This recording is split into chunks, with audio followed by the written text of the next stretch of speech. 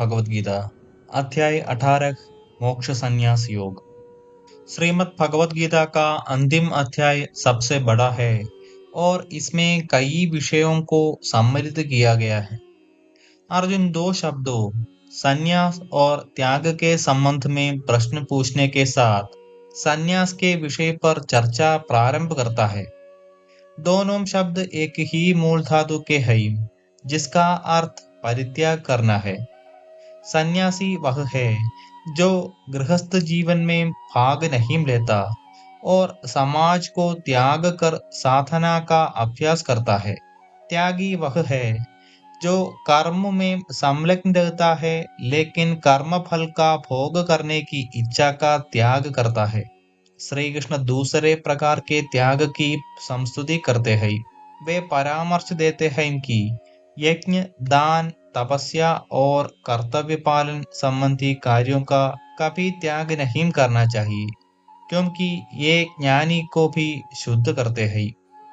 इनका संपादन केवल कर्तव्य पालन की दृष्टि से करना चाहिए, क्योंकि इन कार्यों को कर्म फल की आसक्ति के बिना संपन्न करना आवश्यक होता है।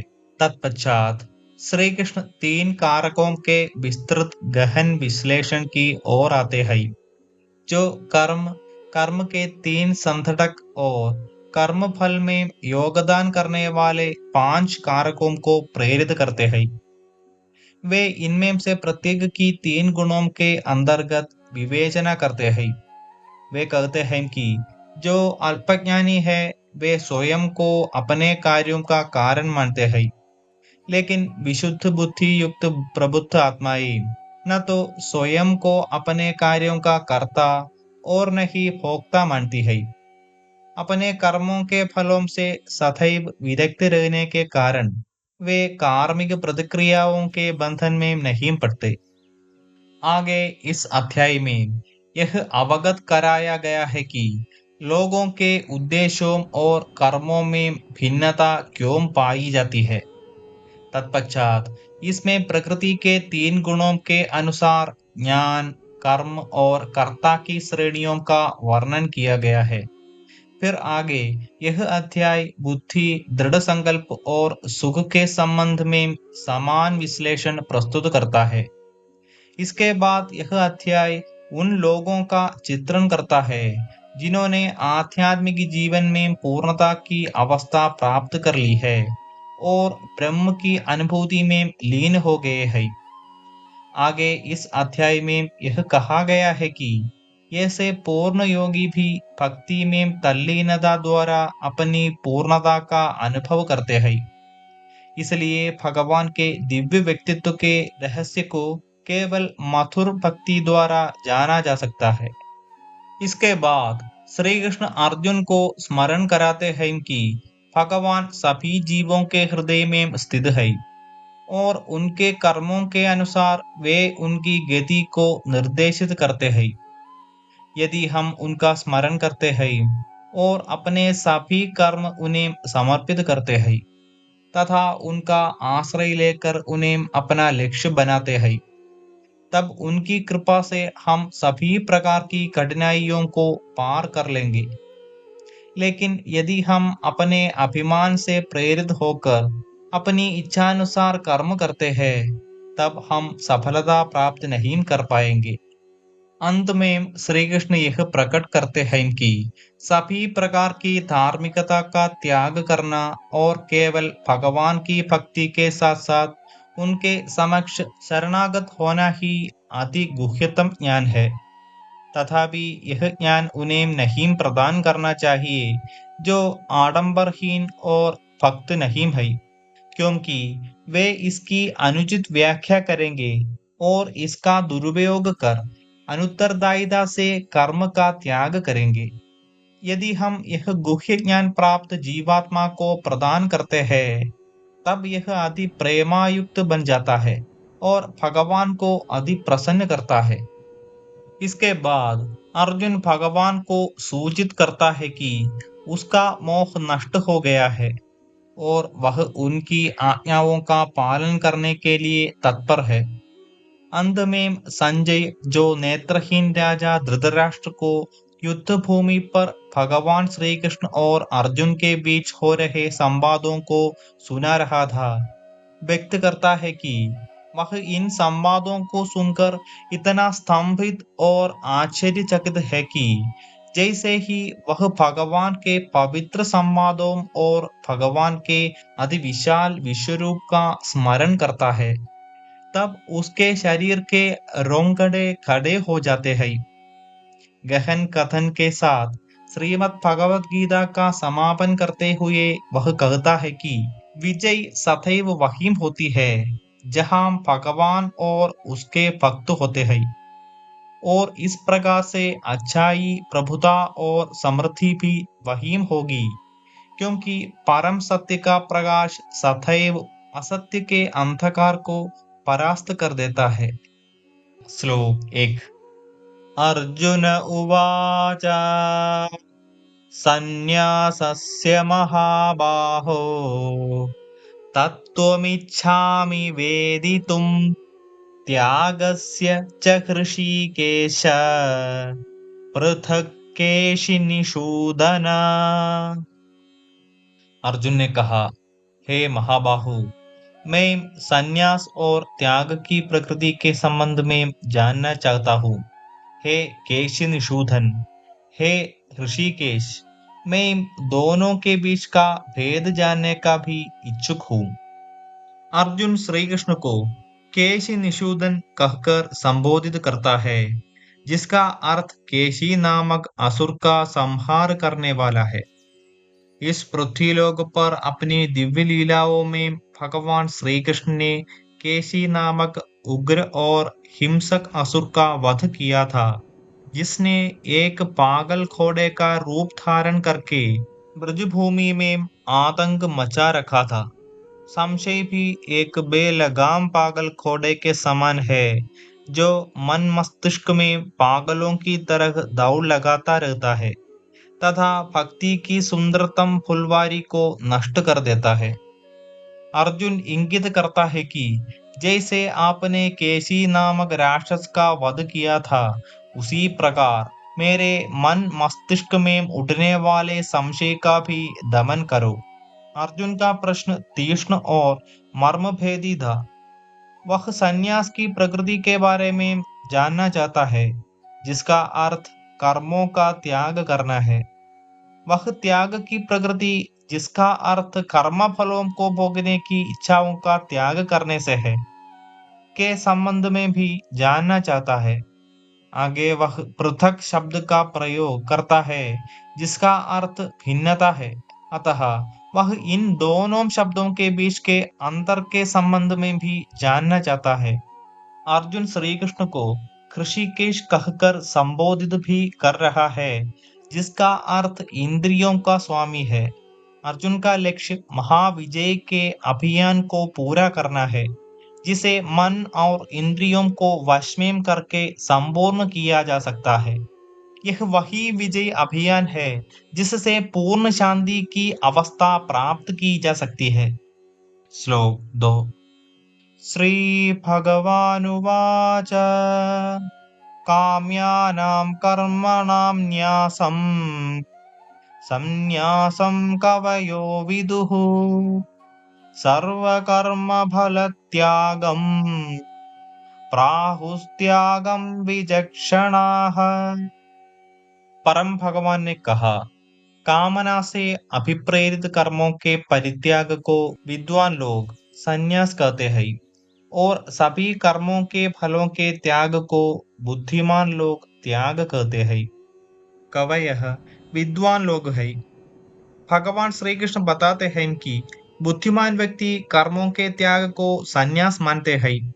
जो कर्मों का त्याग सांसारिक भोगों से विरक्त रहने के लिए करते हैं और सन्यासी जीवन में प्रवेश करते हैं, उन्हें कर्म सन्यासी कहा जाता है। वे कुछ नित्य कार्य करते रहते हैं, जैसे कि शरीर की देखभाल के लिए किए जाने वाले दैनिक कार्य, लेकिन वे धन संपदा, संतति, पद प्रतिष्ठा, सत्ता इत्यादि से संबंधित कर्म त्याग देते हैं। ऐसे कार्य जीवात्मा को कर्मों के जाल में उन्हें फंसा देते हैं और जन्म मृत्यु को संसार अर्थात बार बार पुनर्जन्म की ओर ले जाते हैं। विचक्षणा बुद्धिमान लोग होते हैं। श्री कृष्ण यहाँ यह बताते हैं कि बुद्धिमान व्यक्ति त्याग पर बल देते हैं, जिसका अर्थ आंतरिक संन्यास है। इसका तात्पर्य वैदिक शास्त्रों में उल्लिखित कर्तव्यों का त्याग करना नहीं है, बल्कि इसके विपरीत इनसे प्राप्त होने वाले फलों की इच्छा का त्याग करने से है। अतः फल की आसक्ति का त्याग करने की मनोवृत्ति को त्याग कहा जाता है, जबकि कर्मों का त्याग करने की मनोवृत्ति संन्यास कहलाती है। संन्यास और त्याग दोनों ज्ञानोदय के समर्थन के प्रशंसनीय और उचित विकल्प प्रतीत होते हैं। इन दोनों प्रकार के कर्मों में से श्री कृष्ण किस कार्य की संस्तुति करते हैं, इस विषय पर आने वाले श्लोकों में वे और अधिक स्पष्टता से इसकी व्याख्या करेंगे। श्लोक 3 त्याज्यं दोषवदित्येके कर्म प्राहुर्मनीषिणः यज्ञदानतपः कर्म न त्याज्यमिति चापरे। कुछ मनीषी घोषित करते हैं कि समस्त प्रकार के कर्मों को दोषपूर्ण मानते हुए उन्हें त्याग देना चाहिए, किंतु अन्य विद्वान यह आग्रह करते हैं कि यज्ञ, दान तथा तपस्या जैसे कर्मों का कभी त्याग नहीं करना चाहिए। सांख्य विचारधारा वाले कुछ दार्शनिक लौकिक जीवन को यथाशीघ्र और यथासंभव त्याग देने के पक्ष में है।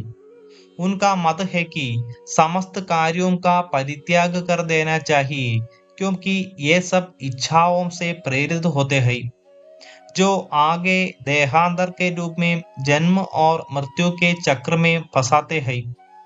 वे तर्क प्रस्तुत करते हैं कि समस्त कार्य स्वाभाविक रूप से विकार युक्त होते हैं, जैसे कि अप्रत्यक्ष हिंसा। उदाहरण के लिए, यदि कोई अग्नि जलाता है, तब सदैव यह संभावना बनी रहती है कि कीट कीटाणु इसमें अनिच्छा से जल सकते हैं। अतः वे केवल शरीर की देखभाल को छोड़कर सभी कर्मों से विरत रहने के मार्ग की समतुति करते हैं। श्लोक 4 निश्चयं शृणु मे तत्र त्यागे भरतसत्तमा त्यागो हि पुरुषव्याघ्र त्रिविधः संप्रकीर्तितः। हे भरत श्रेष्ठ, अब त्याग के विषय में मेरा अंतिम निर्णय सुनो। हे मनुष्यों में सिंह, त्याग के लिए 3 प्रकार की श्रेणियों का वर्णन किया गया है। संन्यास महत्वपूर्ण है, क्योंकि यह उच्च जीवन का आधार है। केवल निम्न प्रकार की इच्छाओं का त्याग करने से ही हम उच्च आकांक्षाओं को पोषित कर सकते हैं।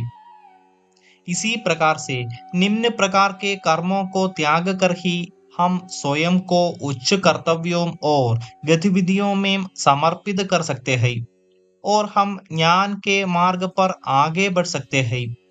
यद्यपि पिछले श्लोक में श्री कृष्ण ने वर्णन किया था कि त्याग के वास्तविक ज्ञान के संबंध में लोगों के भिन्न भिन्न मत है। पिछले श्लोक में 2 विरोधाभासी विचारों का वर्णन करने के पश्चात श्री कृष्ण अब अपना मत प्रकट करते हैं, जो कि इस विषय पर अंतिम निर्णय है।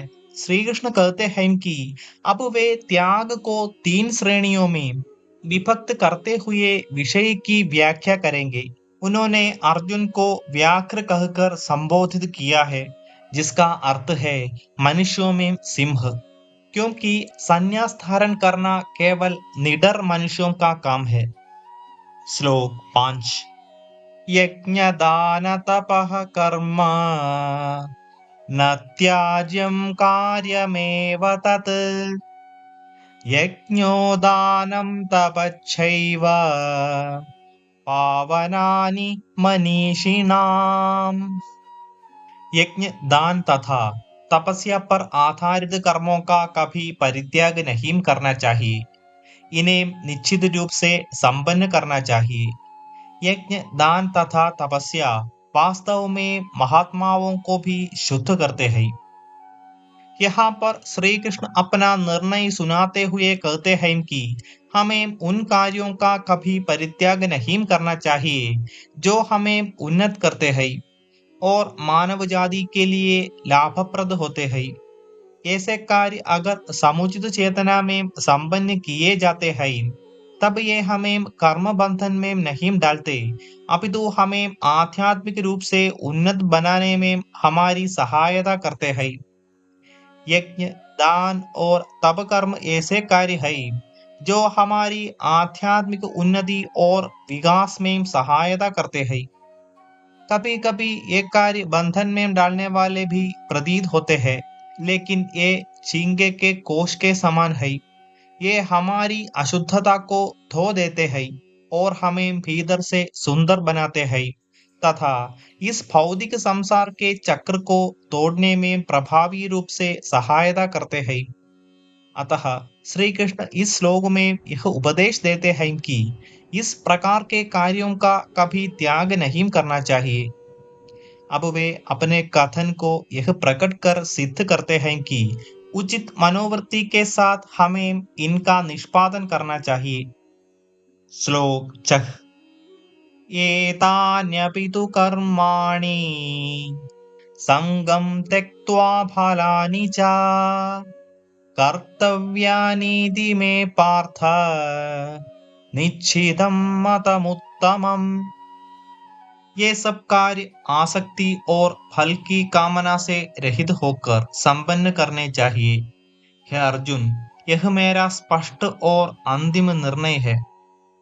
यज्ञ, दान तथा तपस्या को परमपिता भगवान की भक्ति की चित्तवृत्ति में करना चाहिए। यदि ऐसी चेतना उत्पन्न नहीं होती तब इन कार्यों को कर्तव्य मानकर बिना किसी पारितोषिक और कामना रहित होकर संपन्न करना चाहिए। इस श्लोक में श्री कृष्ण कहते हैं कि ज्ञानवान लोगों को इसी प्रकार की निस्वार्थ भावना से पवित्र और कल्याणकारी कार्य करने चाहिए। अब वे आगे के 3 श्लोकों में त्याग की 3 श्रेणियों का वर्णन करेंगे। श्लोक 7। नियतस्य तु संन्यासः कर्मणो नोपपद्यते मोहात् तस्य परित्यागः तामसः परिकीर्तितः। नियत कर्तव्यों को कभी त्यागना नहीं चाहिए। मोहवश होकर निश्चित कार्यों के त्याग को तमोगुणी कहा जाता है। निषेध और अधम कर्मों का त्याग उचित है और कर्म फलों की इच्छा का त्याग भी उचित है। निर्दिष्ट कर्तव्यों का त्याग कभी उचित नहीं कहा जा सकता। निर्दिष्ट कर्तव्यों के पालन से मन को शुद्ध करने में सहायता मिलती है और यह हमें तमोगुण से रजोगुण में उन्नत करते हैं। इनका परित्याग त्रुटिपूर्ण और मूर्खतापूर्ण कृत्य है। श्री कृष्ण कहते हैं कि त्याग के नाम पर निर्धारित कर्तव्यों का परित्याग करने वाले मनुष्य को तमोगुणी कहा जाता है। संसार में जन्म लेने पर हम सबके कुछ अनिवार्य कर्तव्य होते हैं। इनका निष्पादन करने से मनुष्यों को कई गुण विकसित करने में सहायता मिलती है, जैसे कि उत्तरदायित्व का निर्वहन करना, मन और इंद्रियों पर संयम रखना, पीड़ा सहन करना और परिश्रम करना इत्यादि। अज्ञानता के कारण इनका परित्याग आत्मा को पतन की ओर ले जाता है। यह अनिवार्य कर्तव्य व्यक्ति की चेतना के स्तर के अनुसार भिन्न भिन्न हो सकते हैं। एक साधारण मनुष्य के लिए धन आर्जित करना, परिवार का पालन पोषण करना, स्नान करना, भोजन ग्रहण करना इत्यादि नियत कर्तव्य हो सकते हैं। जैसे ही कोई मनुष्य उन्नत हो जाता है तब ये अनिवार्य कर्तव्य परिवर्तित हो जाते हैं। उन्नत आत्मा के लिए यज्ञ, दान और तप ही कर्तव्य है। श्लोक 8। दुःखमित्येव यत्कर्म काय क्लेश भया त्यजेत सकृत्वा राजसं त्यागं नैव त्याग फलं लभेत। नियत कर्तव्यों को कष्टप्रद और शरीर को व्यथा देने का कारण समझकर किया गया त्याग रजोगुणी कहलाता है। ऐसा त्याग कभी लाभदायक और उन्नत करने वाला नहीं होता। जीवन में उन्नति करने का अर्थ उत्तरदायित्वों को आवश्यकता अनुसार बढ़ाने के स्थान पर उनका त्याग करना नहीं है। नवदीक्षित प्रायः इस सत्य को समझ नहीं पाते। दुखों से छुटकारा पाने की इच्छा और पलायनवादी प्रवृत्ति आध्यात्मिक साधकों के लिए उनके उत्तरदायित्व को त्याग करने का बहाना है। यद्यपि जीवन निर्वाह का अर्थ कभी कष्ट रहित रहना नहीं होता। उन्नत साधक वे नहीं होते जो इसलिए अक्षुब्ध रहते हैं कि वे कुछ नहीं करते, बल्कि इसके विपरीत यदि उन्हें कोई बड़ा कार्यभार सौंपा जाता है तब वे उसको बिना विचलित हुए शांतिपूर्वक सुचारू रूप से संपन्न करते हैं। श्री कृष्ण इस श्लोक में घोषित करते हैं कि अपने नियत कर्तव्यों को इस कारण से त्याग देना कि इनका पालन करना कष्टदायक होगा, रजोगुणी त्याग कहा जाता है। श्लोक 9 कार्यमित्येव यत्कर्म नियतं क्रियते अर्जुन संगं त्यक्त्वा फलं चैव स त्यागः सात्विको मतः। जब कोई कर्मों का निष्पादन कर्तव्य समझकर और फल की आसक्ति से रहित होकर करता है तब उसका त्याग सत्वगुणी कहलाता है। श्री कृष्ण अब उच्च कोटि के त्याग का वर्णन करते हैं जिसमें हम फल की कामना किए बिना निरंतर अपने अनिवार्य कर्तव्यों का निर्वहन करते रहते हैं। इसे वे सर्वोत्कृष्ट श्रेणी के त्याग के रूप में चित्रित करते हैं जो सत्वगुण में सिद्ध होकर किया जाता है। आध्यात्मिक उत्थान के लिए त्याग निश्चित रूप से अनिवार्य है, लेकिन समस्या यह है कि त्याग के बारे में लोगों की धारणा अत्यंत सतही है और वे इसे केवल बाह्य रूप से कर्मों का त्याग करना मानते हैं। ऐसा त्याग पाखंड की ओर अग्रसर करता है जिसमें कोई बाह्य रूप से त्याग का चोला ओढ़ता है लेकिन आंतरिक रूप से इंद्रिय विषयों का चिंतन करता रहता है। इस श्लोक के उपदेश के अनुसार विपरीत अनुक्रम का पालन करना है, अर्थात पहले आंतरिक विरक्ति विकसित करनी चाहिए और फिर बाद में बाह्य त्याग करना चाहिए। श्लोक 10 न द्वेष्ट कुशलं कर्म कुशलेनानुषज्यते त्यागी सत्त्वसमाविष्टो मेधावी छिन्न संशयः। वे जो न तो अप्रिय कर्म को टालते हैं और न ही कर्म को प्रिय जानकर उसमें लिप्त होते हैं, ऐसे मनुष्य वास्तव में त्यागी होते हैं। वे सात्विक गुणों से संपन्न होते हैं और कर्म की प्रकृति के संबंध में उनमें कोई संशय नहीं होता। सात्विक त्याग में स्थित लोग प्रतिकूल परिस्थितियों में दुखी नहीं होते और न ही ऐसी परिस्थितियों के प्रति आसक्त होते हैं जो उनके अनुकूल होती है। वे सभी परिस्थितियों में केवल अपने दायित्वों का निर्वहन करते हैं और न तो वे सुखद समय में प्रसन्नता व्यक्त करते हैं और न ही कष्टमय जीवन में खिन्नता प्रकट करते हैं। वे उस सूखे पत्ते के समान नहीं होते जो सभी ओर से आने वाली हवा के झोंकों से इधर उधर हिलते रहते हैं, बल्कि इसके विपरीत वे समुद्र में स्थित उन सरकंडों के समान होते हैं जो प्रत्येक उड़ती हुई लहर को समान रूप से सहन करते हैं। अपने समभाव को बनाए रखते हुए क्रोध, लालच, ईर्ष्या और मोह के वश में न होकर वे परिस्थितियों की लहरों को अपने आसपास उड़ते और गिरते हुए देखते रहते हैं। आगे हम विस्तार से चर्चा करेंगे। ॐ